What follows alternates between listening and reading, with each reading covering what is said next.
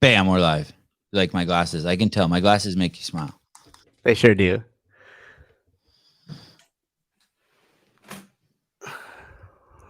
My kids are nice. My sister thinks Rich Froning's going to be on this morning because there was a picture of him on the there was many years ago in 2010. I went out, visited Rich, and took a shitload of pictures of him and hung out with him. Man, that was fun. Good old days. And now the thought of traveling sounds horrible, but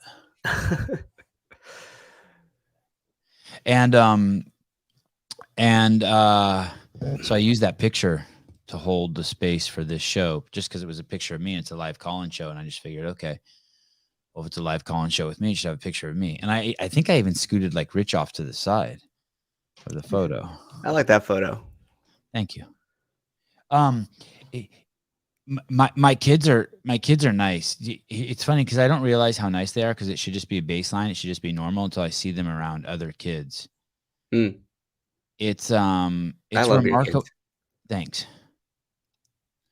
Yeah, they love you too. That was trippy when you came over the other day. They really like you. Dude, I have such a good time with them.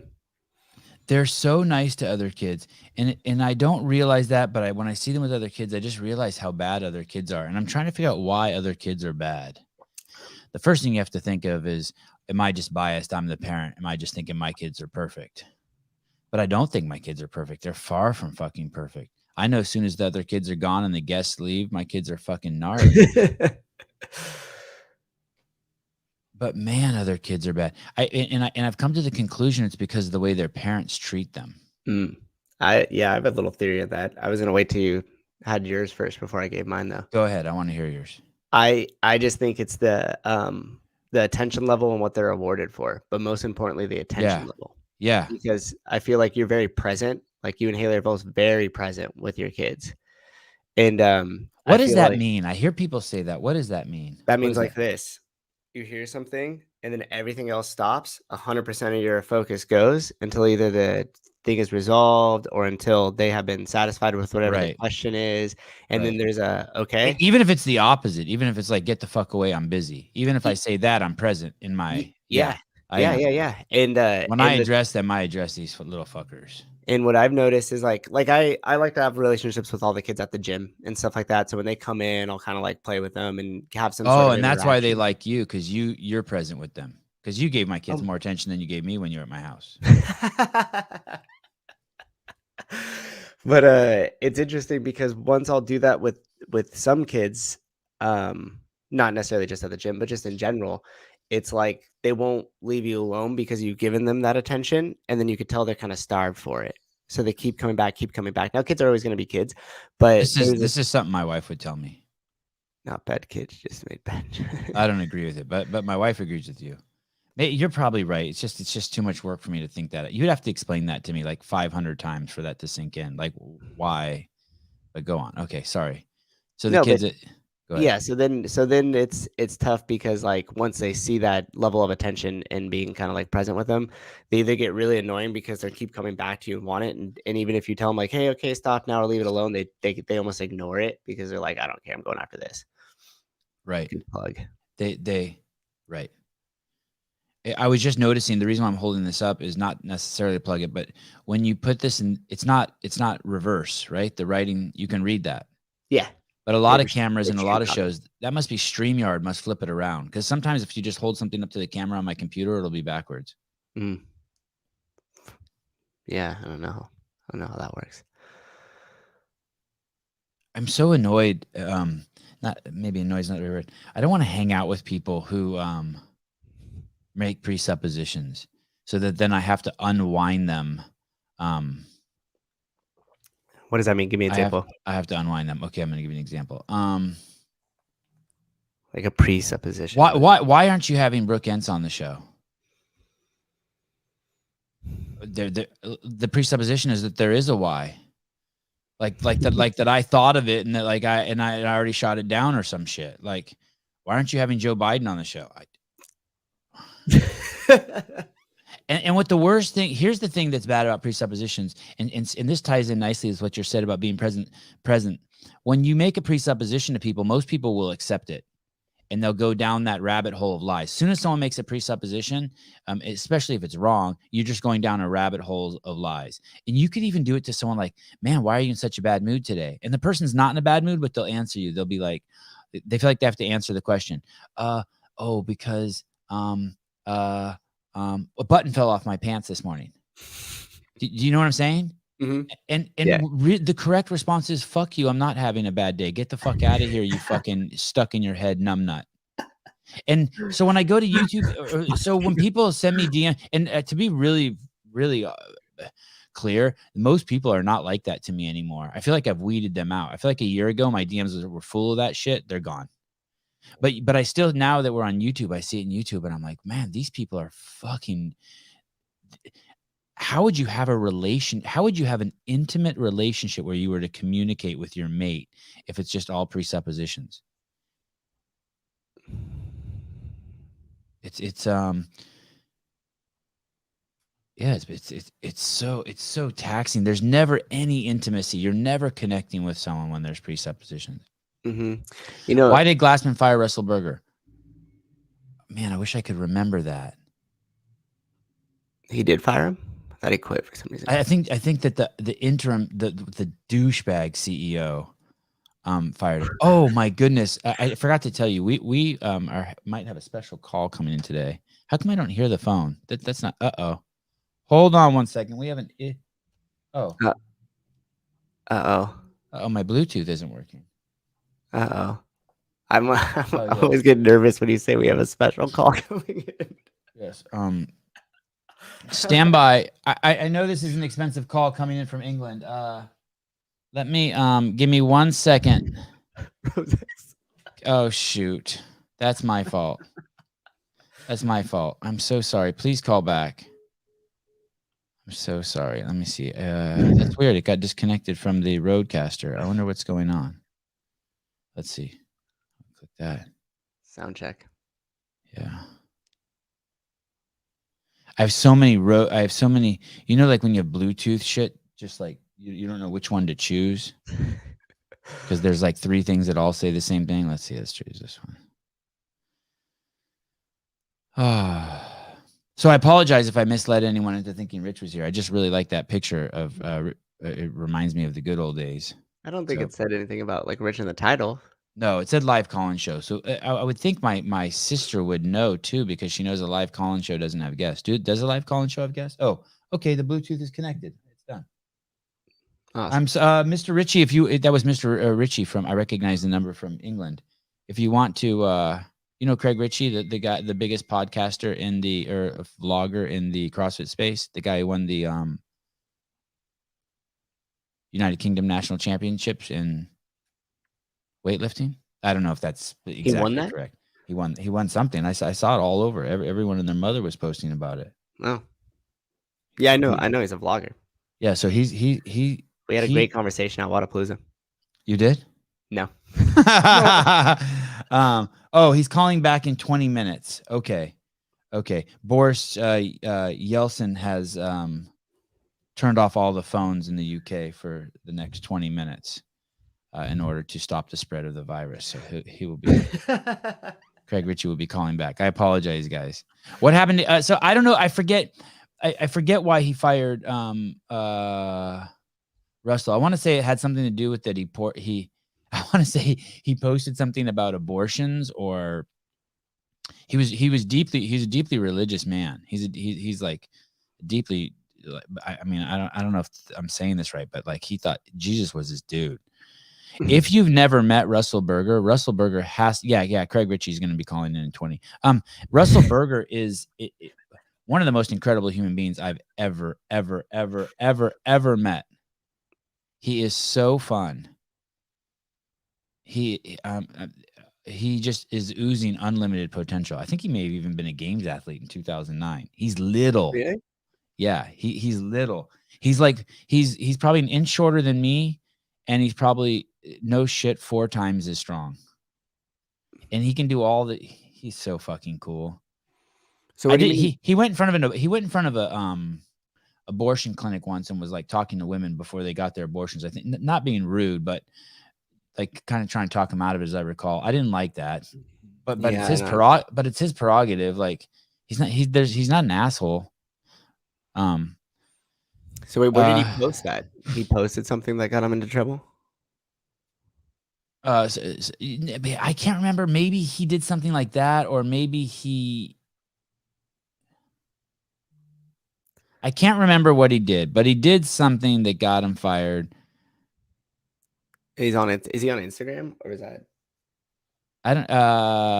That's a good question. I don't know if he's on Instagram. And the reason why I'm asking is I just wonder how many like what the statistic is on because of Instagram or Twitter people got fired. You know. Oh yeah, that's a really good question. I think it could be. I think it could be social media related. That is a fucking great question. Yeah, it's like how many people that would never have been fired got fired due to what they said on social media. Oh, yes. Did I say Boris Yeltsin? Yeah, thank you, Boris Johnson. Yeah, it is Boris Johnson. Boris Yeltsin was the guy before Putin, right? You got my Boris's all fucked up.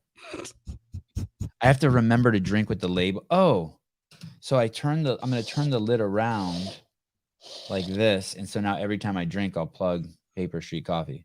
Nice. That's thinking upstream. Holy shit! Hey, all the sponsors we have, they each need their own cup, and I'll just rotate the cups. Do you like that? I do like that. I spoke. Plug Go a ahead. banner here. No, I was just gonna. I spoke to Marcus yesterday. That's the owner of Life is RX. That's the t-shirt guy, and he said shirts will be ready like in 3 weeks. Well, it's already a little bit into that process, but yeah, that was kind of the total from it going live to a pre-sale to then majority of the orders coming in, then it going to print, then it being a week before it or a week to ship to wherever they're being shipped to. Yeah. And anyway, I think within 3 weeks people will have them. Yeah, that's a good estimate. You guys, we have a crazy week coming up. Oh, did you get it? Oh, I'm not going to ask you that. I was going to ask you if you saw this show yesterday, but I don't want to ask you because I don't want you to feel like you have to go watch it with Sarah and Danielle. No, I was running around. I just caught little bits and pieces of it. Yeah, don't worry. So tomorrow we have a guy named. Say it again. I said, why did they ask about me? Yeah, lots.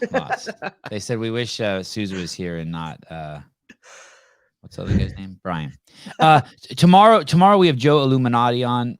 He's a guy who's a former veteran, lives in his van for half the year and lives in the gym for the other half of the year. He kind of jumped on my radar when Dave was kind of reposting some of the stuff he does on his Instagram. He seems very, very flamboyant. I'm interested to talk to him. Then on Tuesday, we have Ed Calderon. Holy cow. I started doing a bunch of research on him. That is going to be a hell of a show. Mm-hmm. Ed's an expert in Mexican and U.S. relations in regards specifically to cartel activity. I don't know if that's true. I just made that up, but something like that. Then on Wednesday, we have a guy who's like this guy who's doing the raw meat experiment. Mm-hmm. I think he was on Mark Bell's podcast. And basically, he's just kind of just been showing up in my Instagram search a shit ton. I think he's on day like 100 of just eating raw meat. I posted a picture of him eating a raw octopus. Then on the 17th, we have they have a new movie coming out on Thursday in the evening over at the Mayhem Empire. It's called Undisputed. It is about the Mayhem Empire's journey to the games, I believe, in 2021. So not just teams, but individuals and just all that stuff. It's just a whole mixture of the Mayhem Empire. It should be pretty cool. We've seen a lot of games movies. I haven't seen one like this where it's just going to be like about one team's effort to make it. Not to make it, but their journey to the games. And for that show, we'll have the director on named Scott Van Sloot. Mm-hmm. And one of the main characters, the founder of the Mayhem Empire, Rich Froning. Man, I saw the stupidest comment in Instagram. Someone posted like Undisputed. Speaking of reading into things, I read into this comment. Someone posted a the cover of Undisputed, and it's like Rich and Chase, his cousin, hugging him. And then in the comments that basically said something like, "Oh, great, another movie just talking about how great Rich is." And it was, and I took it as, I read into it as being like facetious. Is that the right word? And Yeah. it's like, fuck off. It's his money. It's about his fucking mayhem empire. You haven't even seen the movie, so you don't know if that's true. And I sure the hell hope it is true. I'll Me watch too. 5 or 6 more movies. Yeah, that's of course. That's what Yeah, we wanna well, see anyways. What are you yeah. talking about? On Friday we have Akira the Dawn and Hans Kim. That's crazy. Mhm. I'm a little starstruck. Those are two. That's going to be something special. If you do not know who Hans Kim is, you have to Google Hans Kim right now. No, not right now. After this After the show's show. over. And then on Saturday, Matt, it looks like Matt Sousa's going on vacation, but we won't let him do that because he'll take his computer with him. And then the following week, we start off Monday with a UFC fighter, then Moses Bernard, and that's all I have right now. We actually have one person we could add to that too, that just emailed us. This week, something big's going to drop, I think. Something really yummy. Something that's a bit of a street fight, you know, along that whole along that entire genre, that theme of Dave Castro getting fired and Rosa getting fired. I'm sorry, I mean getting promoted. We have something dropping this week along those lines. I believe it will be on Wednesday. It could drop as early as today. I don't know, but I've been trying to stay ahead of it. I just need a few more sources before I can share. But you guys will love it. It's another. I think it will. I think it will help see sales of the CEO shirt tremendously. And in the end, does it really matter? Okay. You're on a roll today. I like it. Thank you. It's the glasses. So this is going to be really harsh. If you are a parent of a kid who puts masks on your kids, you may want to turn the show off at this point. If to the right crowd, I will defend you guys to the fucking, not to the death, but I will fucking defend you guys endlessly, saying that you were forced to get vaccines, masks, and quarantine, that you were forced. I will defend you, saying you were coerced and forced. When people say, well, they weren't forced, they have a choice, I will argue with those people and explain that you didn't have a choice. But to your face, you have to know, I think you are world-class pussies. I think you're fucking part of the fucking problem. I think you are contributing to a narrative that hurts children. Do you understand that? Those two can exist inside of me. I have not empathy. I have sympathy. I have sympathy for you, that you felt coerced, that you felt like you had to wear the mask. You didn't have a choice. You got the vaccine. You feel like you had to quarantine. You were scared. But I think you guys are such fucking pussies, because I know how much of a pussy I am, and I don't play that game. So it's kind of like, you know, when you see someone who weighs 400 pounds and you're like, man, I eat a little thing of Ben and Jerry's every night and I'm only 10 pounds overweight. What the fuck are these people eating? Like, you know that they eat a loaf of bread every day. You know that they swing by and pick up 2 Big Macs before every dinner. Like, we know. Because I know I'm a pig, so I just only think, holy fuck, what the fuck are they eating? So I want to bring something up. Can you, did you see the last thing I sent you? It says Super Bowl, no masks. Do you see that link? It's on Twitter. If you live in California and you allow a mask on your child one more time, I don't think you're a pussy. I know you're a pussy. You are a child abuser. Let's be more specific. You're a child abuser. I want you to see this video. This is this weekend in California. I'm not hating on these people at all, by the way. Jay-Z, what's up, playa? I'm not hating on these people at all. Nice. Got the iPhone 13, killing it. Matt Damon. There's Matt Damon. I don't know who that is. Charlize Theron. Our homeboy, the racist LeBron James, hates black people. J-Lo and Ben Affleck, I guess they're fucking again. That's kind of cool. I was kind of happy for them. Emmett Smith. getting his swerve on. I'm assuming presupposition there's alcohol in that drink. Andy Garcia. I heard he's hard to work with. I hear he's hard to work with. He ain't no Sevan Matosian. I don't know who that is, but he's got iPhone 13, so he must got some loot. Back to LeBron. Mr. AIDS himself, the poster child. Gosh. Some other chick, I don't know. Mark Wahlberg looking thin. That's Nash looking good.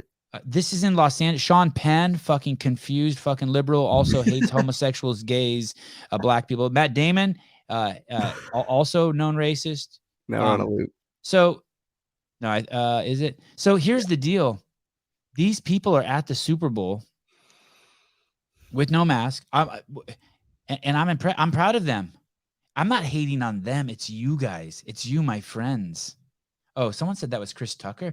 No shit. He looked good. Fuck, he's all swollen shit.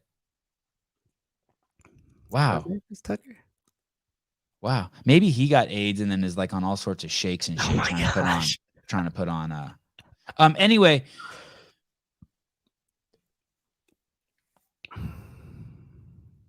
Will you click on the scientists in Hollywood thing? I want to show that too. It's so crazy that any one of us would put masks on our kids after seeing that. Are those are just people too. Mm-hmm. Man, my kids are lucky that they have me as a parent.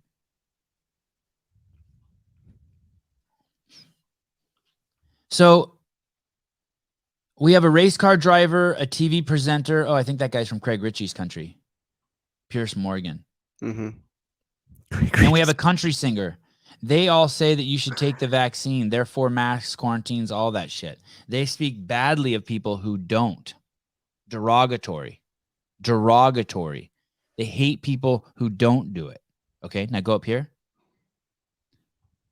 These people, the father of mRNA, he has the vaccine. He's taken it already. And he's saying that pretty much you shouldn't take it. He's saying if you want to wear a mask, wear a mask. If you want to take the vaccine, but you should listen to him and get some in here.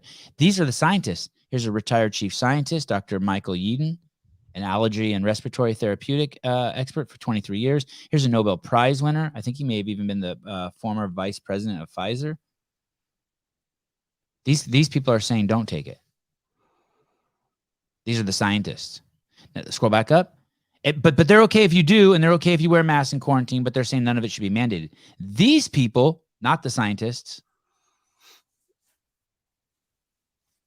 say you should take it, and if you don't, you're a piece of shit. It's fascinating. It's fucking fascinating. Can you go to the kids in masks thing? The original one I had. I'm doing this show so that if my kids ever look back, they know what a fucking. I'm doing it just for them. I'm just showing off for them. It's funny. I was gonna ask you about that. I was like, how you're almost documenting your thoughts and this whole journey and everything else, and how they'll be able to literally watch it. If I thought masks could protect my kids, I would wrap my kid in bubble wrap. I would have the world's best mask. It's not like I don't walk the walk. You understand? Like, my kids have never fucking worn a mask. They don't have any fucking vaccines. They don't wear shoes. We fear nothing except for like cars and alligators and shit. Parking lots. Bodies of water when they don't know how to swim. You know that's the leading cause of death in the United States for kids under the age of 5, drowning. And you put a mask on your kid? Closing down all the pools for 2 years, for 2 summers, all that did was increase the chance of more kids to drown because less kids are going to learn to swim. They don't care about your kids, and yet you're listening to them on how to. Here are all the legitimate reasons children should still be wearing masks. Can I see the next slide?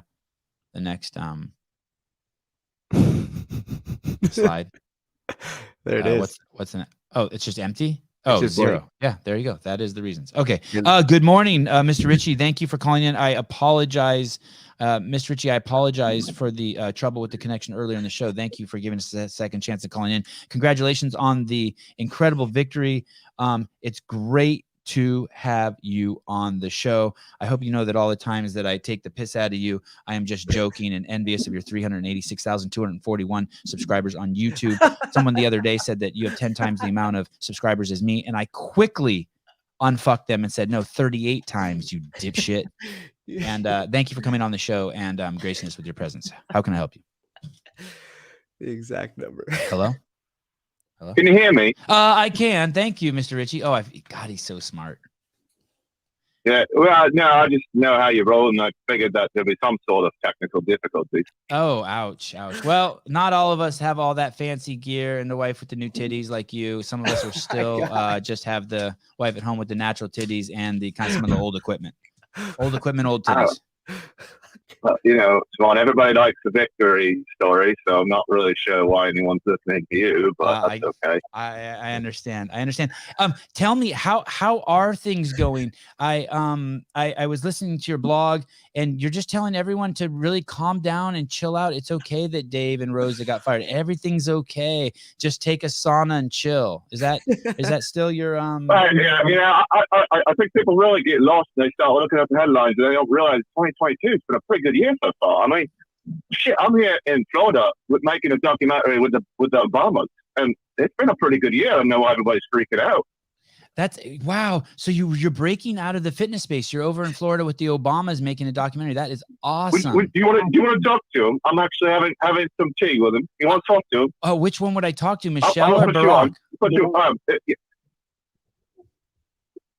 Is this a Sevan, a short little man named Sevan? Mr. President, you know I voted for you twice. Well, not really. My mom. Well, let's be clear. I know you're a whitish man from Santa Cruz, so it was safe to assume that you campaigned for me on my behalf, just to prove you have a black friend and perhaps even a Hispanic one as well. That's quite kind of how it goes in that demographic of the area.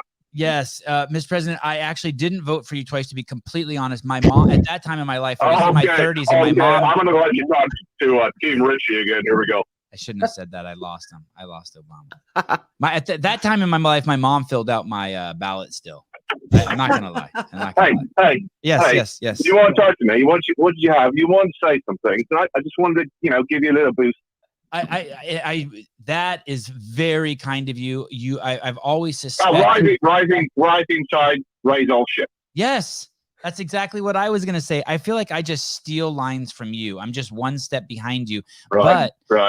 But I do appeal to a different demographic. I'm gray. I'm not as buff as you. Angry white man. Yes, the angry white man. Mr. Ritchie, I heard you're quadruple vaccinated. How was that second booster? Oh, it's great. It's been great. It actually inflamed an area of my body that I'm not quite mad about. To be honest, actually, it's all right. It's a little larger, and that's fine. No one's complaining. God's not complaining on that. That's amazing. And you have a clothing line. It looks like a bank's name, like HSTL or something. Is that how is that going? And do you have any advices for me and my new CEO line? Advices. Well, unless I'm looking at the statistics, and statistically speaking, CEO, is that your brand line? Yes, sir. That is. Well, unless you're looking to start an airport, I don't think it's really going to start with 3 letters. Thank you. Okay, we'll add a letter to that. We'll call it CEOS. Yeah. We'll make it a little lowercase. Mr. Ritchie, is Obama still there? Because one of the viewers is saying that Obama sounded a little bit like Sean Woodland. Shawnee Woodland. He spelt it wrong. He might be here, but he's probably going to be quite angry. I'll do what I can. I want to honestly tell you, you sound so good. Now, let's be clear. I don't actually know a Sean Woodland. Sean, I do know he voted for me. He's in the fan club, I believe. And we do talk about science. We both read Science Textbook magazine, and we both attended the University of Science down here on the coast of Florida, where I don't know why I bought this house. It'll be overtaken by the rising tides within a couple years. But I'm going to let you go. Sean, one quick thing real quick. My time is incredibly. Sean, excuse me. This is former President Barack Obama. I'm sorry, Mr. Obama. Is impeccable. I got my people all scripted. Mr. Obama, are you happy with the outcome of the Super Bowl yesterday? Well, I had a joke, and I was going to say it as the other voice, and I'm going to just go now. Okay. Well, thank you. Welcome back, Mr. Ritchie. How are you?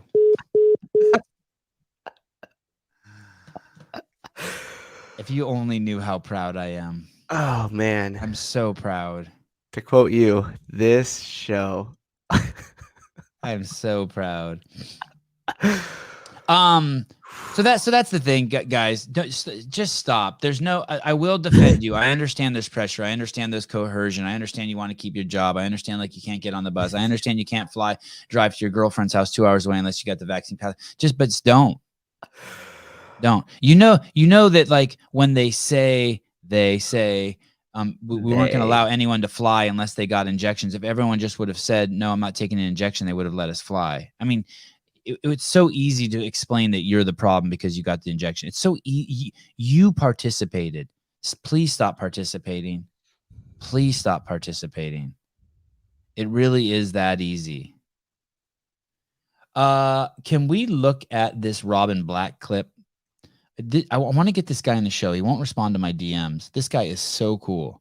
If you don't follow this guy on Instagram and you're into fighting, if you're into commentating, if you're into observational talking about what you see, this guy's a master at talking about what he sees. His mouth is and his brain and his eyes are connected so well.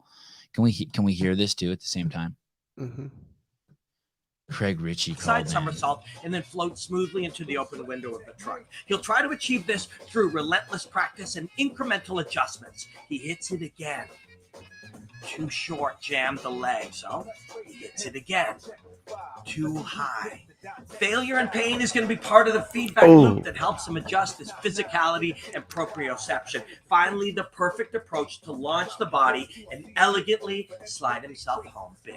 A lifetime of intense, joyful practice creates fingertip knowledge, a self-awareness so strong it avails. Okay. What the fuck happened to the audio? Unimaginable to the rest of us. Making something look easy is the hardest thing in the world, but with dedication. I think you have a YouTube window open. What do you think about that? Did it echo or something? Or something. Guys, I think a lot of you know every Saturday night I stop eating and I don't eat again until Monday morning. And it's pretty loose. Meaning it doesn't really matter what time I stop eating on Saturday and it doesn't matter what time I start eating again on Monday. Basically, the goal is not to eat all day Sunday and then to get 2 sleeps in, right? Because that's free fasting in my mind. So I go to bed Saturday night, I get that sleep in, I'm awake all day Sunday, and then Sunday night I sleep, and then I wake up and today's Monday. And I feel great. Every 65 mornings, or I'm just making that up. I don't even know. I've crossed over the year mark, and maybe I'm even approaching 2 years. Maybe April or May is 2 years. I don't know. But I feel great. Every Sunday evenings can be a little bit difficult around 5 or 6 p.m., especially with the kids. I can start to get really slow. Like just, I don't get angry. I just really slow down. Even if I am going to get angry, it comes out like in slow motion. You naughty boys. Then I wake up on Monday morning and I cannot tell you how great I feel. If you don't know what inflammation is, you have to start fasting for 24 hours or 36 hours and you'll experience it. You'll experience what it's like for all your inflammation to go away. It is fascinating. All your clothes fit differently. You move differently. It's remarkable. But the main reason I bring this up is for the first 4 to 6 months, every time when I would fast on Monday, sometimes during Monday, usually in the morning before noon, I would take a shit and it would be such a unique shit. And it would smell like burning plastic. It was a trip. It was like a toxic shit. And I just told my wife yesterday I don't have those anymore. It's been like a year now, and I don't have the toxic shits anymore. But if you did, I would never get those unless I fasted. Did you record what you ate before the fast? No. Did you actually? Like, had that No. changed at all? Or are you pretty consistent in I'm what you pretty eat? consistent. I eat eggs and meat and vegetables. So nothing out of the And a ordinary that would shitload of change that? nuts, unfortunately. But I don't want to talk about that. I'm in denial. Okay. Ask me what I eat and fuck up my I thought we were getting to the bottom of it. reputation. I'm not trying- I just thought it was hilarious how well you were able to segue from those calls right back into the topic from before. It was like seamless. A lot of you have texted me every time I mention Craig Ritchie's names. You're like, "What's your problem with them?" or "What's your problem with these guys?" and whatnot. The thing is, I don't necessarily have a problem with them. I just don't think that they're deep thinkers, and I think they're wishy-washy. Maybe it's just because they're young. I'm not in that phase, and I do believe love conquers all. Yes, I have that piece in me, but I don't think that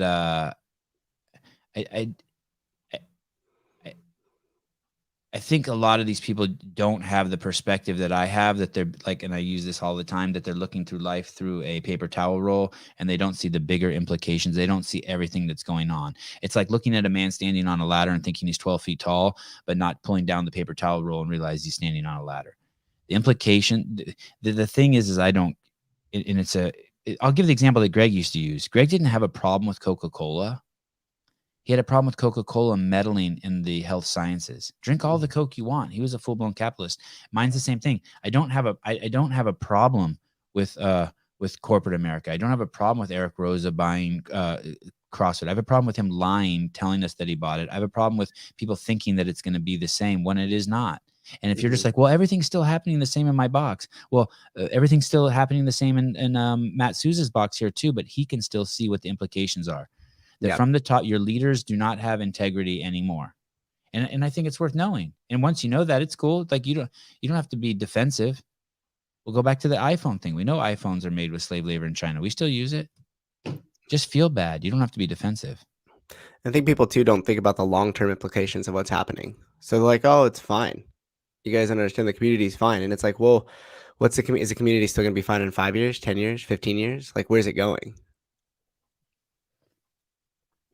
And if they're lying to you now in the beginning, right? If you're dating a girl and she has a boyfriend and she tells you she doesn't have a boyfriend, it doesn't matter how much you like her. You should know that, and you should know that. It's fine. You can still love her. Oh, she lied to me. She has a boyfriend. She's fucking both of us. It's cool. You can still love her. I'm not asking you to pass judgment on it.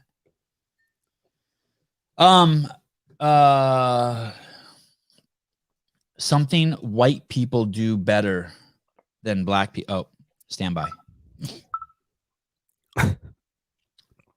God.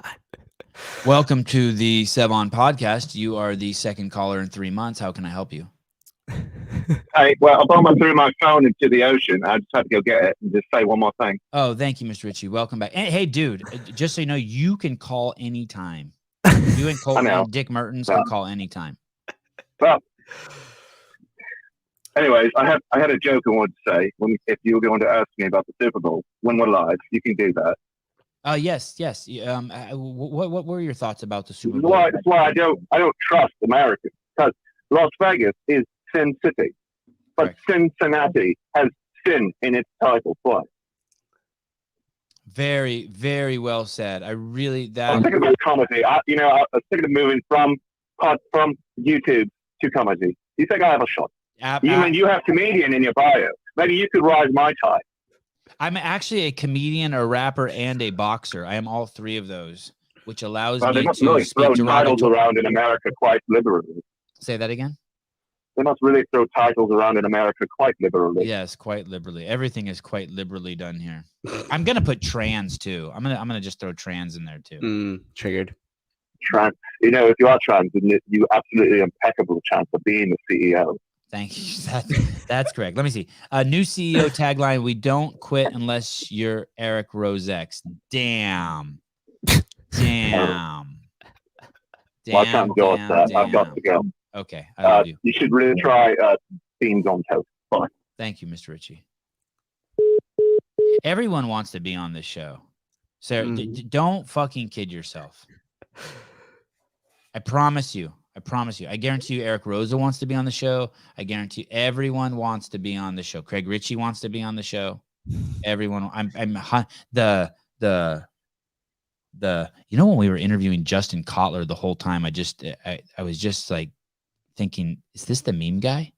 Is he maybe they're the same guy. Plot twist. I know a woman who is wondering if she's Travis because she's good at driving. I don't know what the fuck that means. Okay. So back to this. Something white people do better than black people.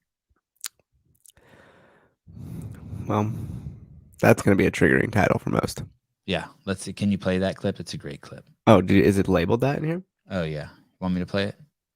I'm trying to find it. I can't find it. You have to. Yeah, I think you have to let it play once before. Okay. Here we go. You have it? Yeah. Oh, but it won't play for me. Damn it. You got to hit the which link Oh, was here it is. Wait, no. Here it is. on the screen? Did you know that Dora the Explorer's real name is Dora Marquez? Now you do. Name something white people cook better than black people. Meth. Listen, did Oh my goodness. Okay. Oh my goodness.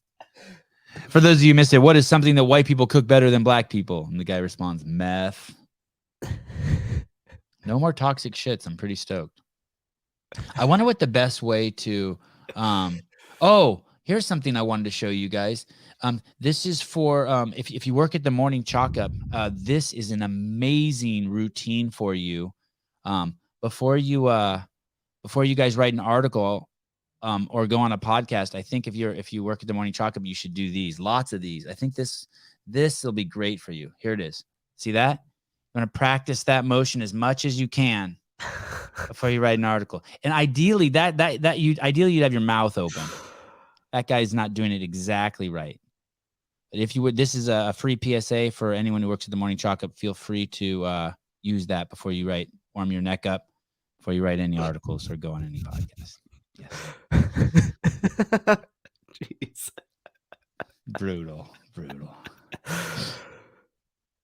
I was doing a little research earlier in the week. I had talked about how Fikowski. There was a Reddit article about Fikowski being concerned about not being able to speak his mind openly to CrossFit. That there would be retaliation, retribution, something along those lines. What's up, Jeff? You know it's true, Jeffrey.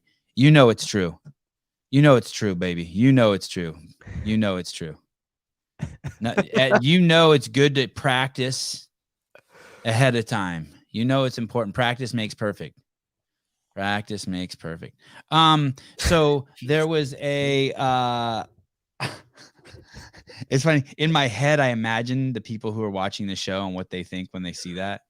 Mm-hmm. Like I imagine like the difference between like maybe like a Chase Ingram's reaction to like a Shawnee Woodland to a like Elaine over at the head of DEI. Travesty. Okay, so Fikowski was concerned, I guess, that he was he felt that he couldn't speak his mind because there would be retribution. He was scared that maybe Stalin would come after him and get his family. Can you imagine? You're in Canada with that fucking leader Trudeau and you're afraid of fucking someone at HQ? Are you out of your fucking mind? Anyway, and Matt Souza came to Fikowski's defense and was like, hey, I don't know if that's true. What's your validation for it? Blah, blah, blah, blah, blah. And then Will Brandstetter came on in the comments and said it is true. So we're going forward with it. Anyway, I did a little research and I saw that Fikowski, he actually does a monthly phone call with someone at HQ from the games team. I want to say it's with Adrian Bosman and maybe Justin Berger or no. It's Adrian Bosman and the guy out of Washington who owns an affiliate. It is now the longest running affiliate in the United States. What's the guy's name? Used to be undercover cop, very quiet, very fucking amazing trainer, very cool. He's got a wife with red hair. Damn, what the fuck is his name? I cannot believe I cannot remember his name. You know who I'm talking about? He's out of Washington. He's been around forever. He used to be a strongman. And he's a No. CrossFitter. It starts with a B. Will someone help me? He's a games dude. He's like always at the games. He's very stern. Even I'm afraid. Everyone's afraid of him. I mean, he's great. He's a nice guy. I love him. Give him a big hug and then give him space. God damn it. What's his name? Oh, sorry. You know, I kind of broke that. Did I stop saying that? And then I just you said it did. again? Yeah, I think Thank you you. did. Then you Thank you. brought it back, but Thank you. I'm circumstances. gonna send it away again. And Oh, goodness. you cannot get these sunglasses. You cannot get these sunglasses. These are like Versace, Louis Vuitton prescription special lens. You cannot get these. You would have to take out a second home loan. You know the name is CrossFit? Is it Old City CrossFit, CrossFit DC? Starts with a CrossFit. B, I want to say. Will someone help me? I'm trying to search it. while No, we're not talking. Ben Stoneberg. This guy, it's going to come to my head. Like I know him. I bet you have his phone number in my phone. Anyway, so Fikowski speaks to these guys. I guess Fikowski's on some athlete council. He's the head of the athlete council. If you're an athlete and you, first of all, that athlete council thing is a complete facade. You have to know that. The DEI council, anytime there's something like that, it's a complete facade. You have to know that. They're wasting your time. You're wasting their time. It's just a buffer between you and the people who can really make decisions. But anyway, you're on this phone call, Fikowski, 1 hour a month for the last 12 to 18 months. Is that accurate? What are There's they the talking call-in. about? There's the call-in number if you want to call in, Mr. Fikowski. And I guess he just talks about how upset he is that the rings weren't high enough and his feet touched the ground and no one else's feet touched the ground at the games, and how unfair that is. And that he Every wishes month? that on all the bus rides that they take at the games, he could sit next to Patrick Vellner, because he only wants to sit next to another socialist. I mean, I fucking don't know. Sorry, Pat. I was trying to keep. I didn't want you to take one between the eyes. That's. And it's just crazy to me that this guy, who claims that he's afraid to say anything to HQ, is now he represents the athletes on a phone call. Guys, pick someone else. Let me tell you who's not afraid. Kristen Clever was never afraid. Jason Kalipa was never afraid. Danielle Brandon's not afraid. But you probably won't get a lot out of Danielle Brandon because she takes a lot of personal responsibility and personal accountability, and she probably won't blame HQ for a lot of shit. So you need a whiner, but someone who's not afraid. Oh, look, a Bible quote, John 3:8. Unless that's, is that what is that? Is that a good one? Find out. Vet that for me, please. Sometimes that book says some silly shit. Sometimes it says some great shit. So I just found it fascinating that Fikowski claims to be afraid to speak to CrossFit, and yet for the last 12 to 18 months he speaks to CrossFit, Adrian Bosman, and Do you want to hear that quote or the Bible verse? sure. Can you put it up there? Yeah. Maybe it'll help me. Yeah, retribution of what? I don't know. Put you in a bad heat, not give you, like, tell one of your sponsors to go away. I don't know. I can't think of anything. It's just an John 3:8. The wind blows wherever it pleases. You hear its sound, but you cannot tell where it comes from or where it's going. So it is with everyone born of the Spirit. Okay. Do you want to do the New Living Translation? The wind blows, John 3:8. The wind blows wherever it wants, just as you can hear the wind, but you can't tell where it comes from or where it's going. So you can't explain how people are born of the Spirit. Yeah, don't tell me what I can and can't explain. I don't read stuff that tells me my limitations. Did you just get triggered by that Bible verse? I just schooled the Bible. The Bible. That has to happen. Sometimes you got to school the Bible. Maybe someone misheard God. God would never say that. And that was also just like one of the first hits, so maybe I was wrong too, but they all seem to relatively say the same thing about that one. That's a great question. Retribution. What I mean, but you know what I mean.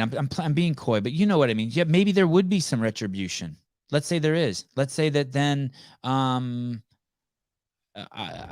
don't, when the shoes come on the wrong, that they, I mean, it wouldn't be something as nefarious as Dave being like, make sure you make his Noble shoes one size too small when he shows up to games. I want to fuck with him. Nothing like that. But it would be just normal retribution shit. It would be the same thing like if your neighbors always let his dog take a shit on your lawn, maybe the retribution would be at Christmas time, you'd buy all your neighbors on your block a present, but not that guy. I mean, yeah, that's just life, dude. That's just life. I was going back to my kids, I was a very nice kid. I'm a very nice person, and so a lot of fucking really nice things happen to me. What does it mean to be a nice person? It's so fucking easy.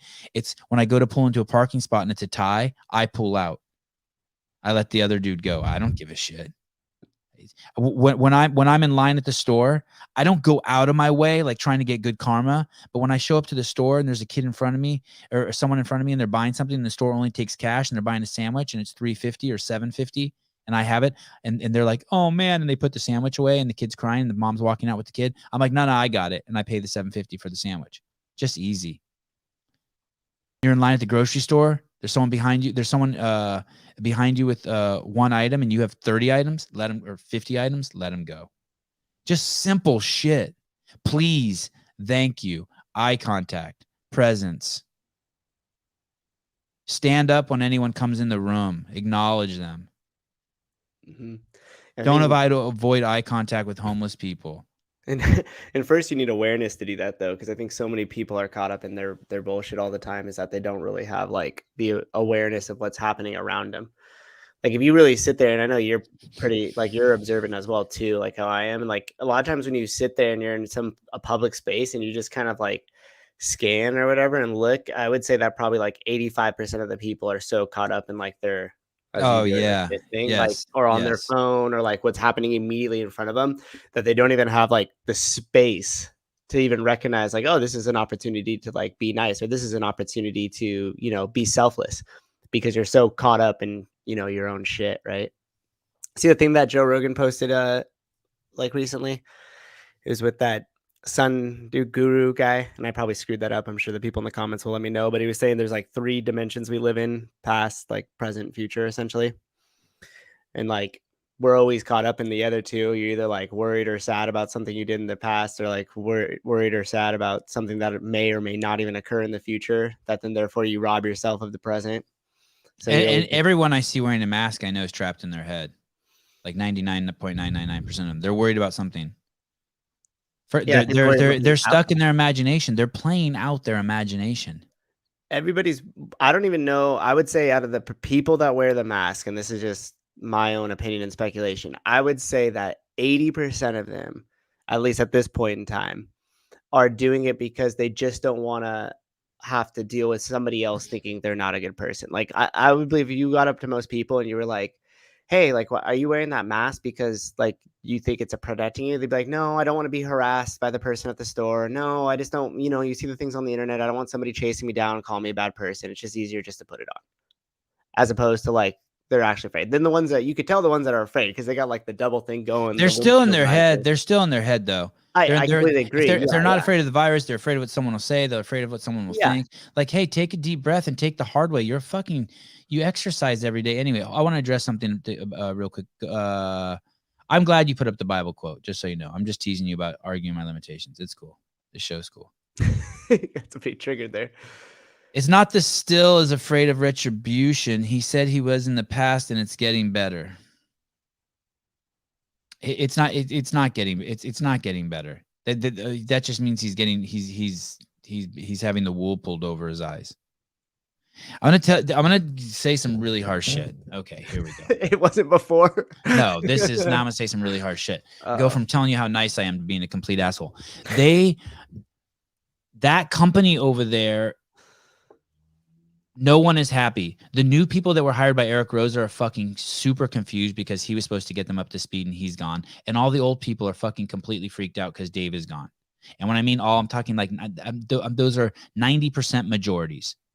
And almost no one who works there now wants to work there. They're looking for a fucking way out. They're in a room that's filling with water and they're looking for a way out.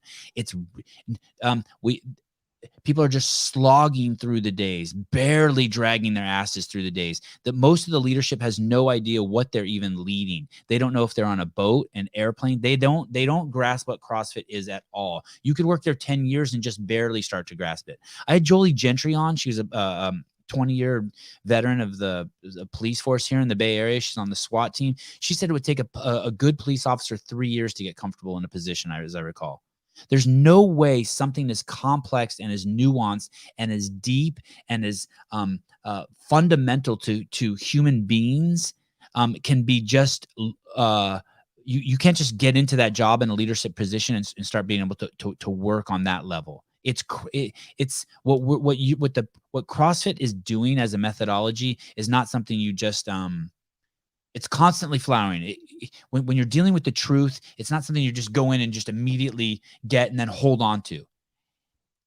It's always like passing through you. I know that was really vague.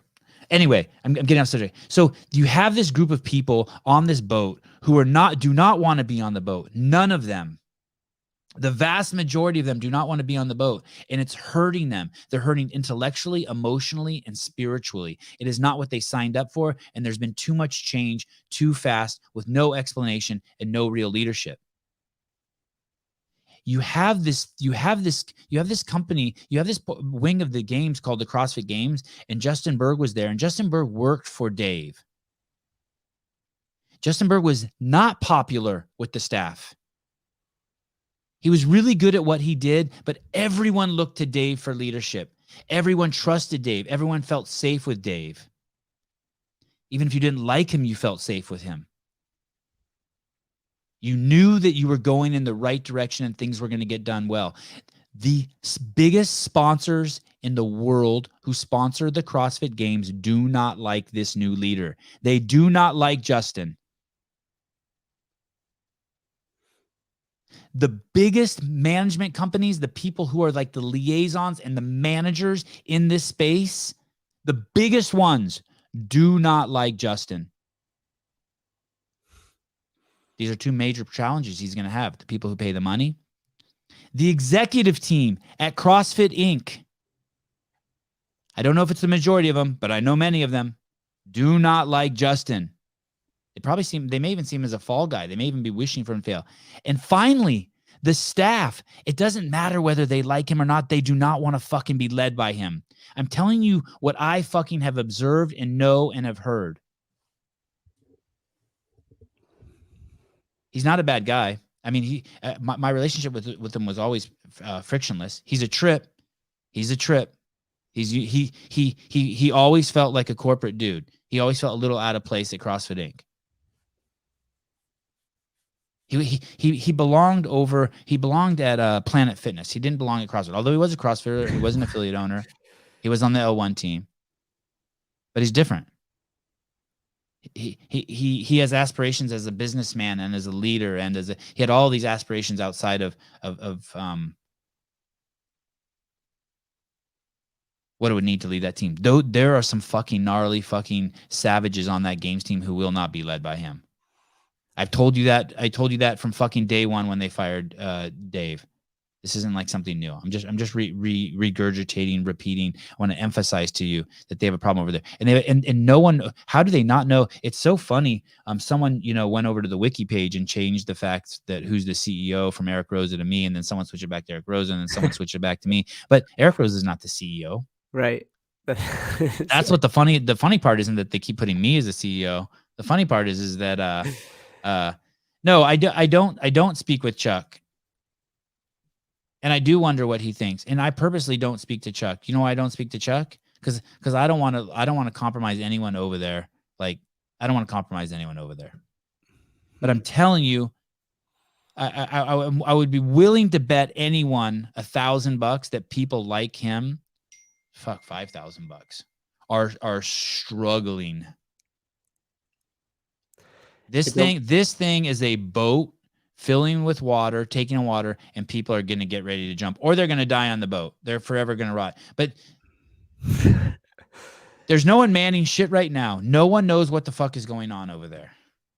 And I can only imagine the pressure on Nicole Carroll, because everyone's probably looking to her from every fucking department, all the fucking staff who were there before. And I can't imagine, like, what in all fairness, like this new lady that they hired to run their media department, Erin, I can only imagine how freaked out she must be. Like, whoa, what the fuck? What's They her brought me job? on and fucking Rose is gone. This is my media team.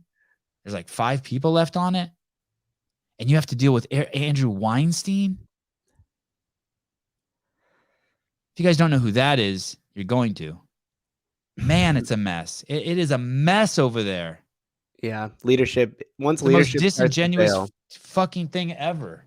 once leadership starts to fail in the way that it does, and once the communication breaks down between leadership and, like, I always just relate everything kind of to running the affiliate, right? That's the business obviously I'm familiar with. And so if you start to have breakdowns between yourself and your coaches, then what ends up happening is that frustration leaks out to the members, the coaches and the members get talking, and then it cultivates this kind of us versus them situation. And I don't know, obviously, but I would speculate that a lot of the stuff that is being put out to the CrossFit community from Rosa is very just generic. It's not an actual opinion. It's nothing. It's just yoga babble. It's just a bunch of bullshit. It is yoga And so if babble. that Well said. same type of stuff is happening to his team there, meaning the L1 trainers and the people that are working at HQ, they are in deep. Yeah, deep that's a trouble, great man. thing. If you're an affiliate and you're like, what the fuck are these letters saying to me? That's how the staff feel. Caller, will you hold on one second? I want to say one thing. Sure. Todd, I'm taking my L1 this weekend. You got me pumped for it back in the day, but it kind of feels awkward now that this is all happened. Dude, I'm telling you, you are going to have so much fun. It's going to be a blast. Those L1 staff are like consummate professionals. They're so loving. Although I have heard from several sources that they've reduced staffing on them and that they are not as good as they used to be. I don't know if that's true, but I've heard from several sources. I've heard that no one at the company, and it's one of those things, like, I don't even want to ask. I really don't want to ask, but I'm telling you that L1, if you're thinking about getting your L1, you better hurry up and get it now. Mm-hmm. Before that thing becomes like, you have to be a tranny to take it. I mean, you think I'm joking? You think I'm joking?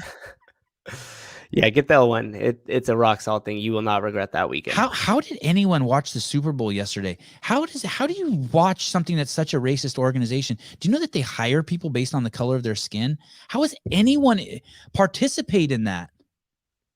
Caller, go ahead. Oh, hey. Hi. How are you? Calming down, chilling. I'm excited. I got a lot of sponsors. Show's blowing up. A girl called in. It's cool. Yeah, You're riled up. Right. Riled up. I kind of have to be, though. I don't have a guest, so I feel obligated to get a little wound up. All right. Well, I don't have much to say other than I'm back in the USA after a trip, and I have to catch up on all of the podcasts. Where did you go? Barcelona. Oh, sweet. How was that?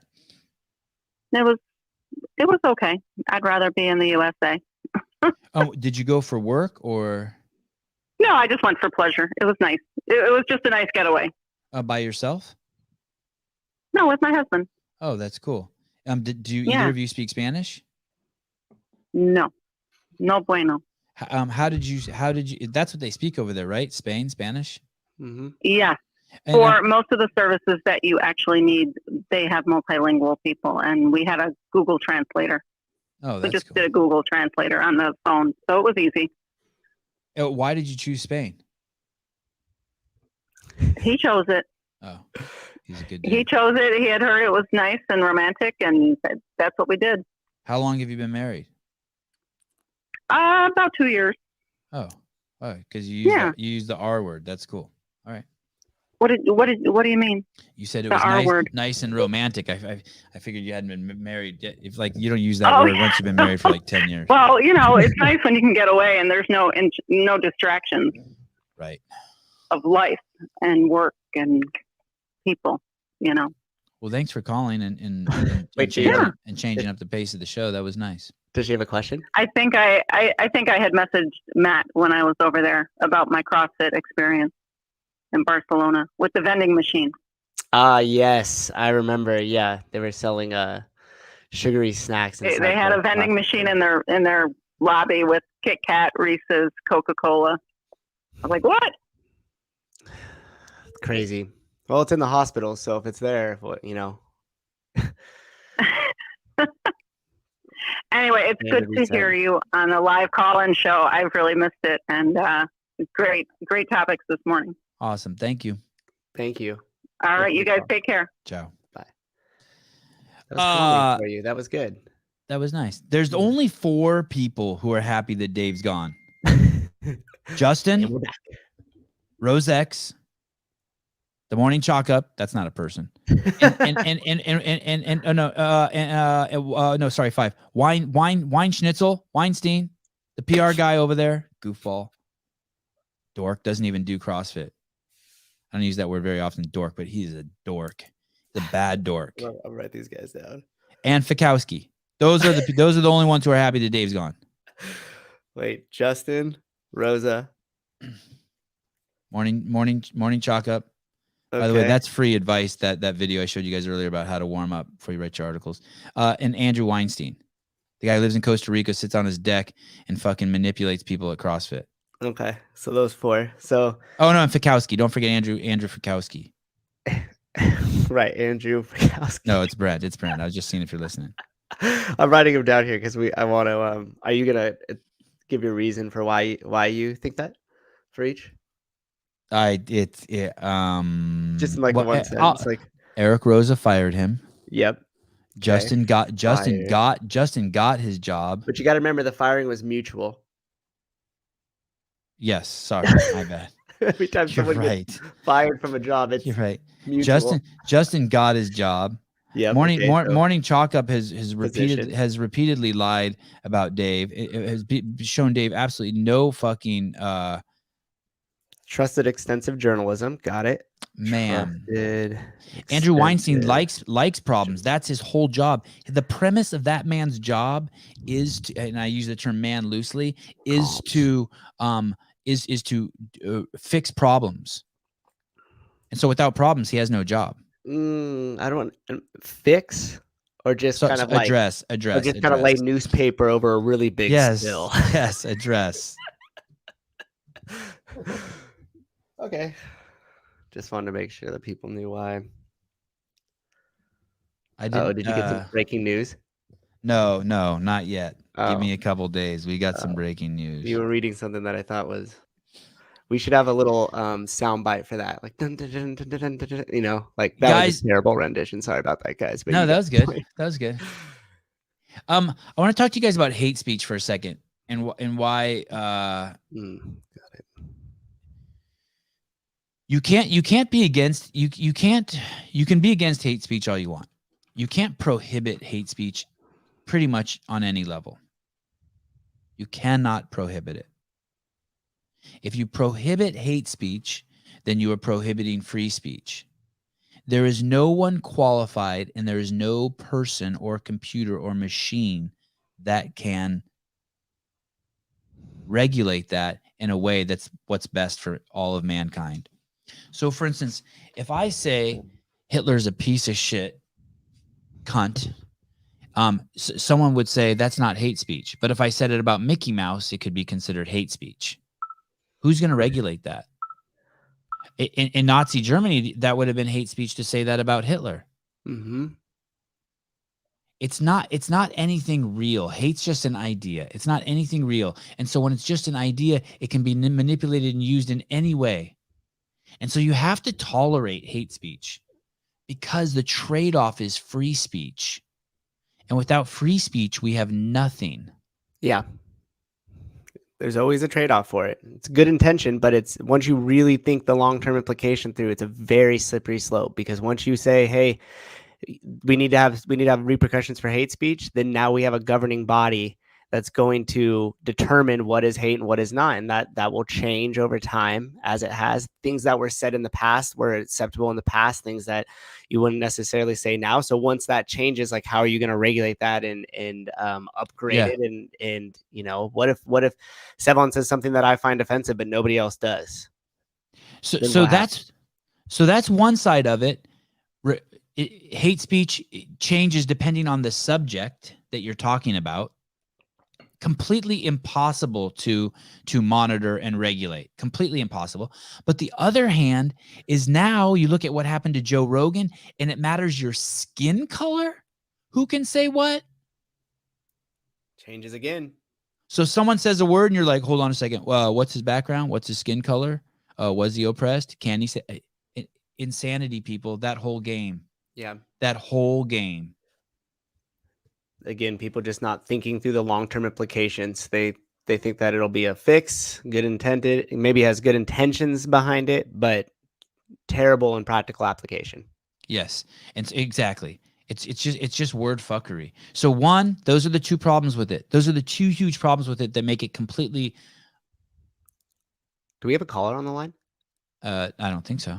Oh, okay. I heard someone call. I don't know what happened to them. Okay. Those are the two. So those are the two problems with it. One, the subject, like the same words I say about Matt Souza might be hate speech to Matt, but not hate speech to Hitler. We can't regulate that. We can't figure out that. We can't. What's a yard duty do? We can't. The word's slipping my mind. We can't monitor that. Not monitor. We can't. Anyway, and then the other side of that is who's the speaker. Mm-hmm. We can't be like we can't hear something and then be like, hey, we need to know your skin color to determine whether that's hate speech or not. Fuck you. Fuck that. You can say whatever you want. And on this final note, and I will pound this in every week, you have to understand that when you acknowledge a word is a bad word, you are giving that word power and you are imprisoning the people who are offended by that word. You're imprisoning them by saying sorry about something you said. You're demanding, it's a presupposition. You're like what we started this show with. You're demanding that they get offended. I'm so sorry I called you a guinea. I don't care. I'm not a moron. Words don't hurt me. Sticks and stones will break my bones, but names will never hurt me. That's what I was gonna say. We gotta start making that saying popular again, right? I don't know what Thursday is, but I am excited for Wednesday. I think Wednesday is going to be the big day. Oh, Thursday's the Open. Yes. No, I'm not excited. I mean, I don't want to hate on the Open. I know a lot of people want to do it. I'm all for the movie premiere. I'm excited for Froning coming on, but is that the movie premiere too? Oh, they're doing that the same night as the Open. Yeah, because I think the movie premiere was on. I think they posted on like a Central Time or something like that. Yeah, 6:30. Man, oh, interesting. I didn't even think. What exactly are you talking about? The Open, the Froning coming on. I'm very excited for Froning and Scott Van Sloot. I've never had a Van anybody come on the show. Oh no, that's not true. I did have a Van. The guy who owns Strong Coffee, he was a Van. Isn't he Vaughn something or another.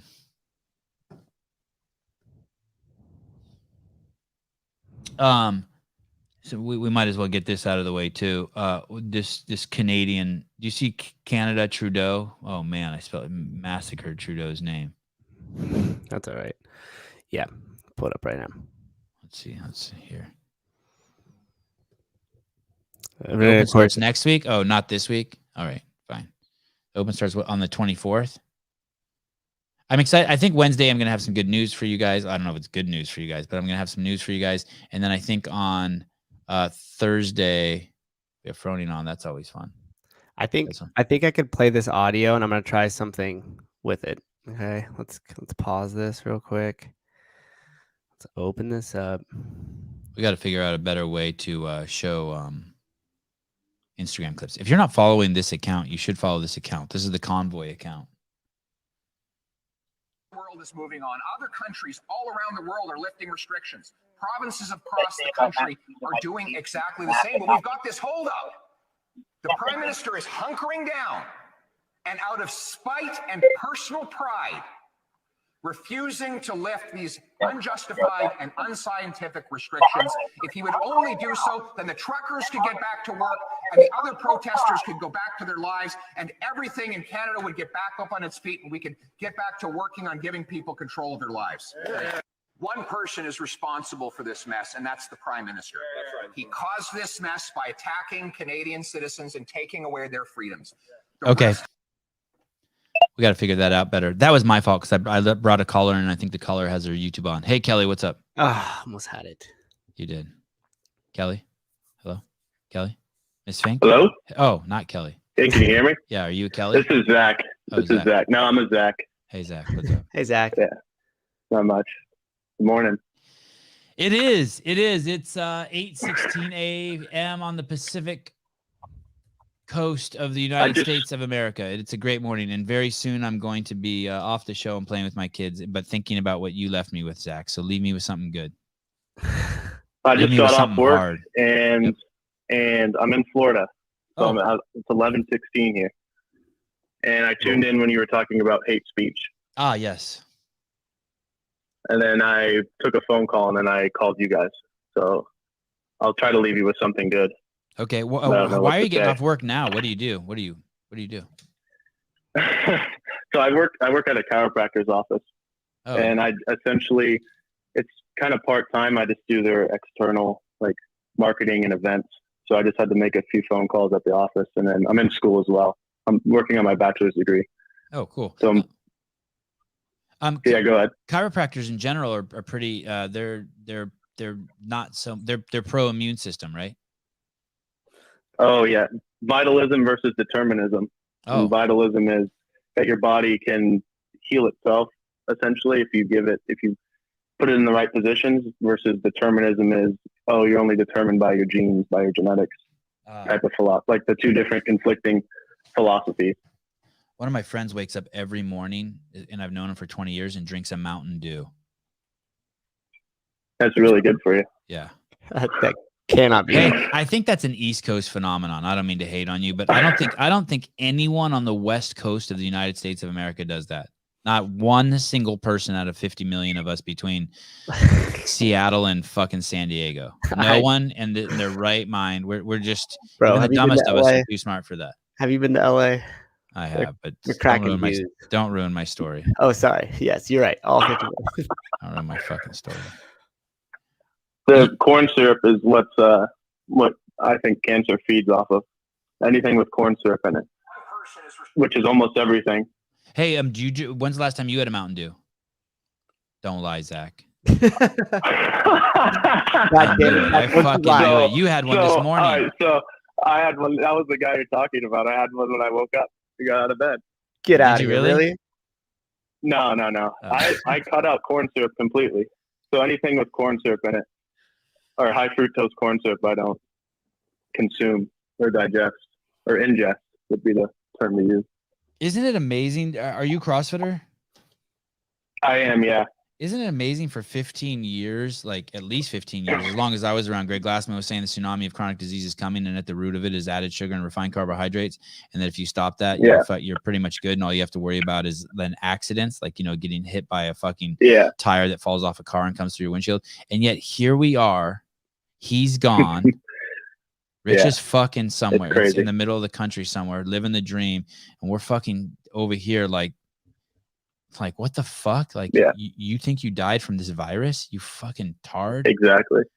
Oh, by the way, someone told me that someone was being critical of me of using the word retard. I will use the word retard whenever you want. It's a fucking legitimate word, retard. Can I read the definition of that? If you're offended by retard, you're a fucking jackass. I worked in a home with mentally disabled adults for 5 years. I worked with a lot of retarded folk. I made a movie about it. It's called Our House. Watch it on YouTube. You should watch it on YouTube. It's actually pretty good. It's a fucking amazing movie. Won 30 awards at 30 film festivals. Google's giving me a hard time with this. Zach, welcome back to the show. I'm sorry you had to leave so abruptly. I thought he hung up. I heard you at word. Retard. You're saying retarded too much, so I hung up. You hung up. Oh shit! There's someone calling my from. call failed for some reason. Are you gonna? Oh, there was someone calling from the Netherlands. Are you gonna say something good, Zach? Or okay, retard. Delay or hold back in terms of progress, development, or accomplishment. I don't see anything derogatory about that. Not at all. Like in its essence, it's not like fuck you. Stop taking words away from me.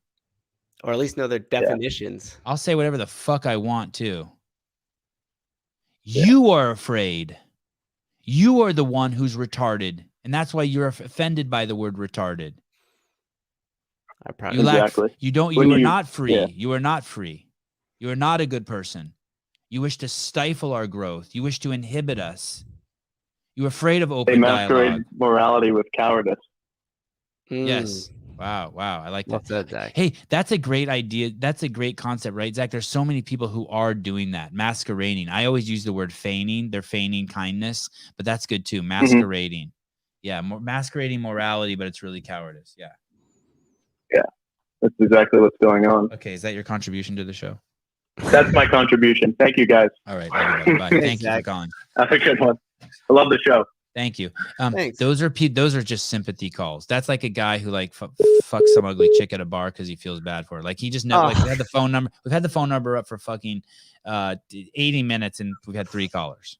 He's like, oh right, I like Sevan. I don't know. I think maybe people Give him are a little I give him a intimidated. handy. I still think that if we just if we formatted it, it gives them an out a little bit. You know, like, hey caller, what's your name? Where you calling from? Awesome. What's your question? And then that way we guide them down the path. You know. God, you sound corporate as shit. I wonder if Justin's hiring for you. Well, Justin you would hire just you. you just don't understand corporate structure. I don't. Okay, that's the issue here. Is fire retardant offensive? It is. It is. Yes, let it burn. So one of my friends works for a company, and he is the medical officer for a company that has 800 employees. And he was telling me this the other day. This is crazy. But by the way, like they're 85% vaccinated, and they have like everyone there who gets COVID is all the vaccinated crew. It's pretty hilarious. The N95 is the preferred mask, I guess, for spray painting your car. I don't know what it's the preferred mask for. It's the preferred mask for what you should put on your kids while Sean Penn goes maskless at the Super Bowl. But you're not, but legally, I guess you're not allowed to put it on someone or ask them to wear it until first you do a pulmonary function test on them with something called a spirometer. Could you look up spirometer? Yeah. S-P-I-R-O spirometer. And you have to, and then, and only then are you allowed to wear it according to OSHA. Can you imagine putting a mask on your child that requires a pulmonary function test? The implications is that it inhibits your breathing. Oh yeah, this is nuts. This is nuts. Yeah. Spirometer. I like the Ford. Look at. You can get a $1,900 one or a $4 one. Oh my goodness. Well, you got to make sure that you're able to breathe strong enough to then restrict your breathing, right? Because if you already have issues breathing, maybe it's not a good idea to restrict it. I don't think those things are very fulfilling to blow into. I think they don't like. It's like blowing into a balloon with a hole in it. I think I've blown into one of those before. I did not enjoy it. Isn't breathing funny because it's something we do automatically all day, every day, and then at the same time we don't do it at all? Yes. Watch your breath. Watch your breath. That's a good one. I think there's some books on that.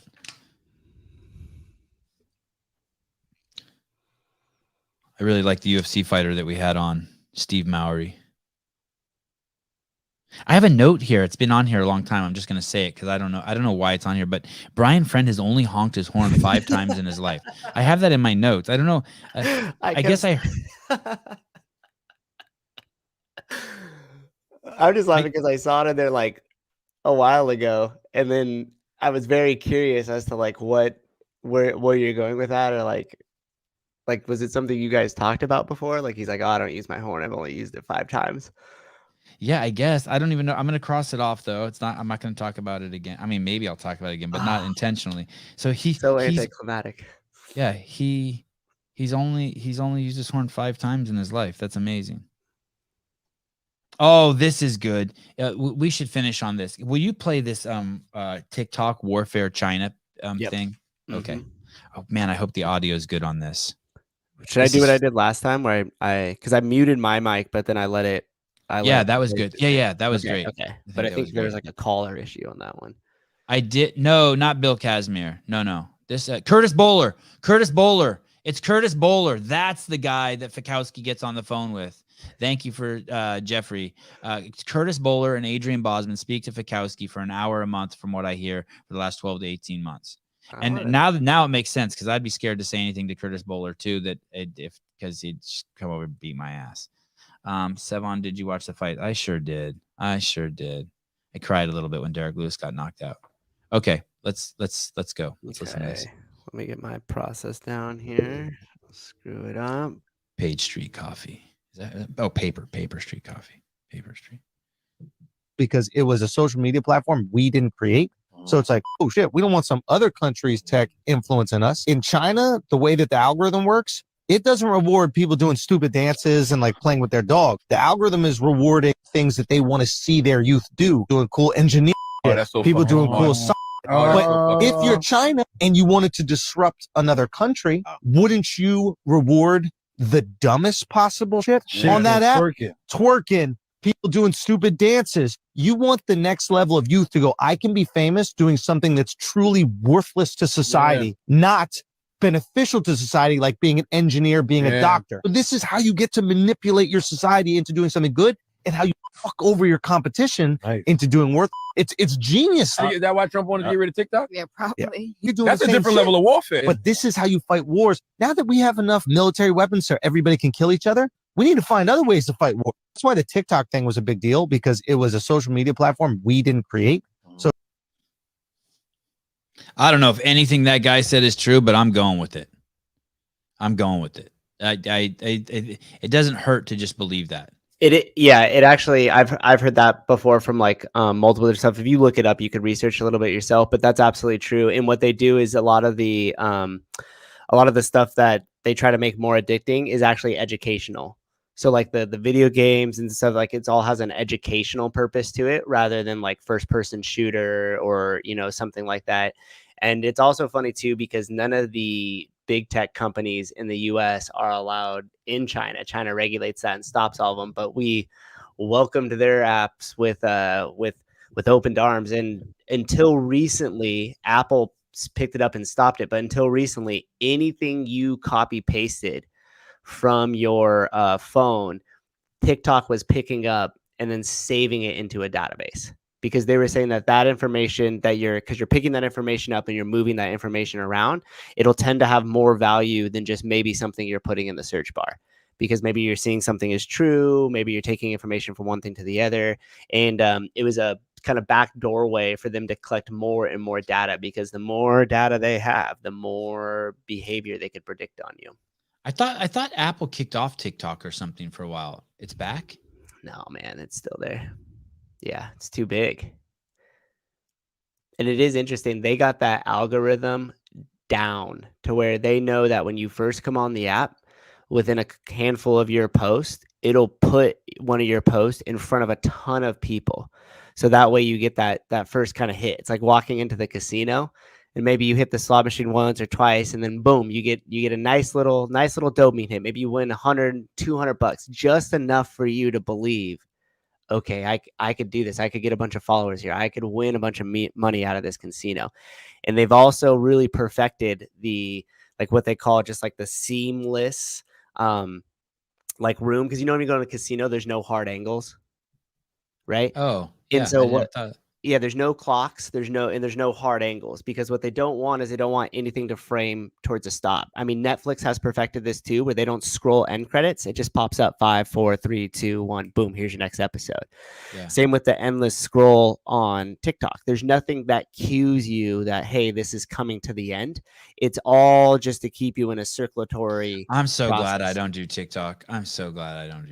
Hey, there's a reason why Tim Cook will not let his nephew on any social media. And if you look into what a lot of these execs in tech are, is a lot of them restrict that stuff from their kids, because they know firsthand how manipulative it is in the process, that they're constantly need you on the app, because you are like you are the product. Like without your data, without you consuming 100% of the time, their value proposition to the advertisers starts to lower, starts to drop.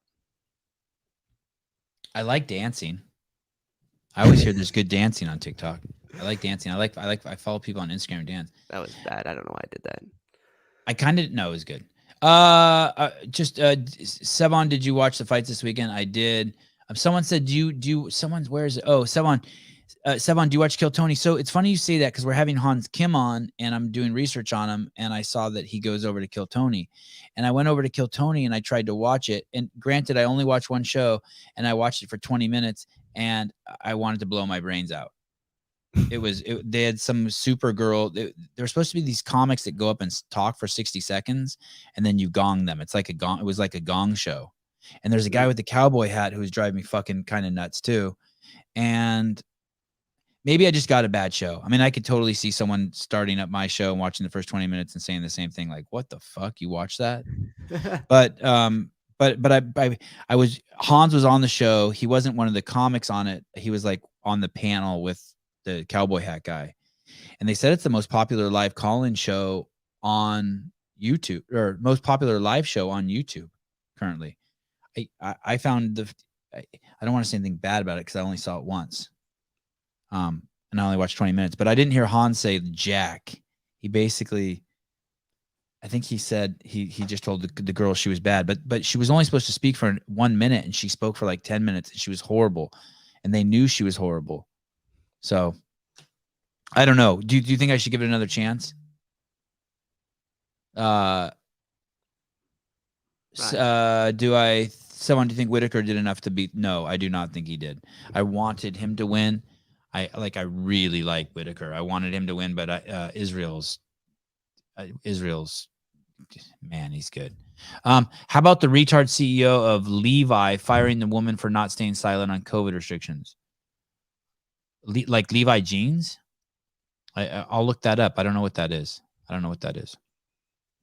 Social Dilemma. Watch it, people. Watch it. Oh, I watched. Is Yeah. Is that the Mark Wahlberg movie or is that the documentary that's on Netflix? Documentary. Okay. Yeah, I mean, I don't know. That one was kind of like, it really painted it like super evil and like there are negative implications to it. But at the same time, there are some wonderful things that have come out of these platforms and social media, hence our show. Right. Good point. It, like you said, there's always just a trade-off, but it's just more so being aware of what it's doing to you and how to slow that process down, or just cultivate awareness around what it is. So that way, you know how to regulate yourself and regulate your kids and everything else on those apps. That's the most important thing. Right. Same with like government. Like we always like, dude, if you let your kids on that shit, I'm just going to tell you, all the kids that my kids associate with, all the bad kids are tech savvy. All the bad kids. None of the good kids are not. The good kids are not, and the bad kids are. And the vast majority of the kids are bad kids. Yeah, Sorry, and again, it all just depends on what you're putting in front of them. So it's. And what do I mean? Go ahead. And what do I mean by bad? They're rude to adults. They're aggressive. They're assholes. They're assholes. They're not anyone. They're not fun kids to be around. I promise you, if you come over to my house, you'll want to hang out with my kids. Like, they're cool. They're fun. They say smart shit. They're engaging. They'll touch you. They're loving as fuck. Susan was here fucking the other day and they fucking can't stop like sitting on his lap, talking to him. Fucking my 7-year-old son's like encouraging Matt to share his one wheel. Most 7-year-olds will be like, fuck you. I ain't sharing shit. I don't teach my kid jack. I'm just fucking be a good person. And I just really loving and affectionate to them, and they're loving and affectionate to other people. I share, they share. Susan walks in my house, I fucking offer him a sparkling water. Or maybe I didn't this time. Maybe I offered you a... No, don't tell what I offered you. Don't tell. I don't want anyone to know. I remember what I offered you. May have done a little morning. We may have done a little morning drinking on Saturday. Maybe. I'm not confirming it. Yeah, it's hit or miss. Okay, Ryan, that's cool. I mean, it must be good. If it's the most popular show, it must have like some. It must be good. I'll give it another try. Yes, these are CEO sunglasses. There was something else. I did find that Levi story. Oh, let's check it out. It was it's from the dailymail.uk, so it starts to run all these ads and it just bogs down my computer. But the headline here reads, Levi's brand president Jennifer Say, that's how you S-E-Y, Say. Can I look at the article? Can you pull it up? Yeah. This hopefully doesn't bog this thing down. Is your computer hardwired in? No, this Wi-Fi? is a laptop, Wi-Fi? and then I'm running it. Oh. There we go. Levi's brand manager, President Jennifer Say, gets fired for speaking out against COVID measures for kids. Refused $1 million to stay quiet after relocating from California to Denver so her children could have a normal childhood. Say, 52, started working for Levi after competing for Team USA as a gymnast in 1986 at the Goodwill Games in Russia. She worked her way up to become brand president and was on track to become the next CEO. On Monday, she revealed in Barry Weiss's Common Sense Substack channel that she was fired. When the pandemic hit, she was quick to speak out against school closures and lockdowns on kids. She moved her 4 kids from San Francisco to Denver to her. San Francisco is a nightmare, people. A nightmare. If someone tells you that they live in San Francisco, this is going to be really harsh, but you can just assume they're a fucking jackass. That they have serious mental disorders. Do not leave your kids alone. And I could be wrong, but it's just a safe bet if you're gambling. The same way it's a safe bet if you're gambling that you don't need to vaccine, quarantine, or wear masks in order to survive from COVID. You just need to stop eating added sugar and refined carbohydrates. She moved her 4 kids from San Francisco to Denver so her youngest could go to kindergarten. Say appeared on Fox to talk about the harm lockdown had on kids, and it enraged Levi's staff. She was told to stop making public comments about the lockdown and was branded racist. There you go. You should also know that anyone who's calling someone a racist in this day and age, you are almost 100%, I'm going to be accurate, you're going to be above the 90% line to know that they are racist. I'm the small exception because I understand the mechanism in the brain that allows people to believe in this idea of racism and project it onto other people. And I share it with you regularly on this show. Last month, says company CEO Charles V. Berg. Oh, they have a Berg over there also. It was untenable for her to stay. Do you know why I bet you it was untenable? Because so many of those fucking staff are like so brainwashed and believe in the mask that she was having trouble leading them. She says she was offered $1 million payout, but had to stay quiet about what had happened, which she refused to do. There you have it. Brutal. I mean, obviously, you can just, anytime I see Levi shit or Gap shit, you can see they've gone woke as fuck. How could such an American company, same with Carhartt, how can such American companies, or even that guy, the old guy, Neil Young, how do they stand for so much freedom and love and benevolence and trust your fellow man and all that shit, and then it just goes out the door? Yeah, it's interesting, isn't it? Like, I wonder what there's to gain from holding that line, holding that narrative. What's the solution for CrossFit Inc? For starters, you bring Dave back right away. Hire us. No, don't hire me. Hire you. You could be CEO. I'll be don't operations officer. You have to bring back Dave right away. You have to bring someone, because I'm guessing this. I have no evidence of this. I do not speak to Nicole Carroll. I do not speak to anyone who speaks to Nicole Carroll. Well, that's not true. But I have to assume Nicole Carroll is getting burnt out. I have to assume that basically there's so few leaders there now, and there's probably a power vacuum because there isn't an official leader. So people are jockeying for position and competing. So that's burning them out. And then the fact so many people are leaning on Nicole, looking for leadership, and she's feeling that pressure. And not just her. I'm going to say it. Sorry, guys. I don't mean to throw you guys on the bus. It's Adrian Bosman, Curtis Bowler,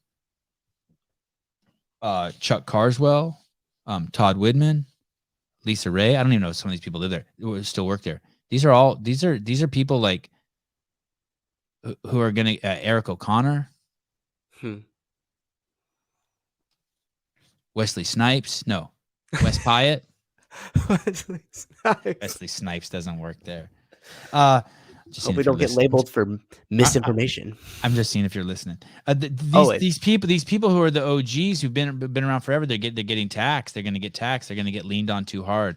And since no one has any real power, they can't really offer any direction or guidance to the staff. It's fascinating. I wish I could be. So you guys should, you know what CrossFit should do? You guys should make a documentary, internal documentary. It would be wild. A 12-part Netflix series. Also, too, you could just kind of peek over at what's happening at Peloton. Like if people are interested in just a case study that obviously has its own issues and problems, but ones that run a little parallel to what's happening. Now, the only difference is that's a public company, so a lot of this information gets released. It's also way more valuable, so then therefore, there's way more attention around it. But I would argue that a lot of the stuff that's happening there might be a similar situation at CrossFit. So, I'm going to very true. I think you're 100% right. I want to leave you guys with something. I think Elon said this. I think this is I'm sure Dave would go back. I mean, I haven't asked him. I'm sure if they paid him and the right amount of money and gave him the amount of control he wants, he really fucking loves the games. That's his baby, man. Yeah. He's not like me. Like I vacillate between fucking hating it and loving it. He's not like that. He loves that. That's a word, isn't it? I think so. I haven't heard it. Maybe oscillate.